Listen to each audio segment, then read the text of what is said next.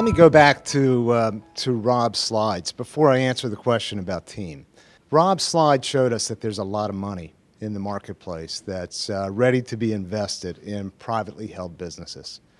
And not only is there a lot of money that's available to be invested in privately held businesses, but from a growth perspective, it is often easier to acquire and grow through acquisition than it is to build and develop internal processes.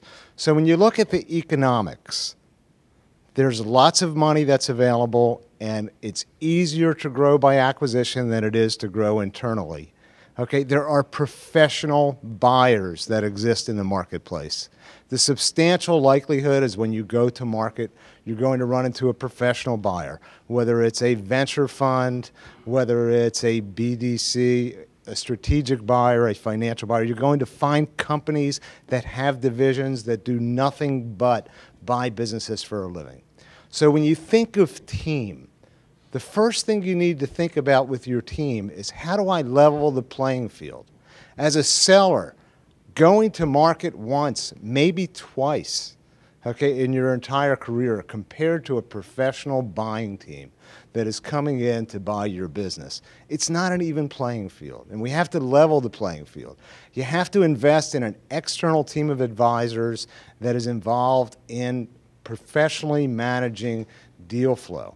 You have to invest in an internal team of advisors. Look at your company and part of the preparation process and find out whether you think that your finance people are going to be able to step up, okay, and properly represent you when you're dealing with a professional buyer.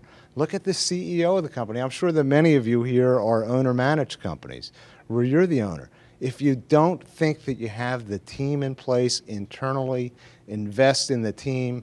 Find people to surround yourself in the preparation process to make sure not only you're prepared with your processes, but you're prepared with your team.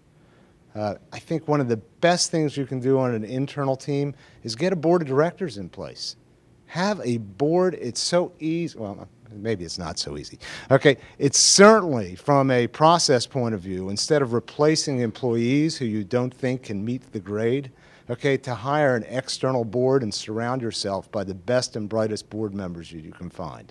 Put good management processes in place and develop your internal team, okay, of key people that can level the playing field. From the outside advisors, the external team, I mean, this is what we do for a living, okay?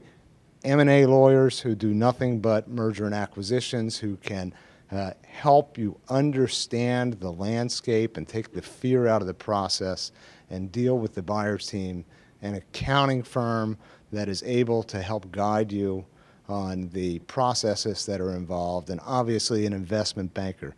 You need a team of external advisors and internal advisors that are working together.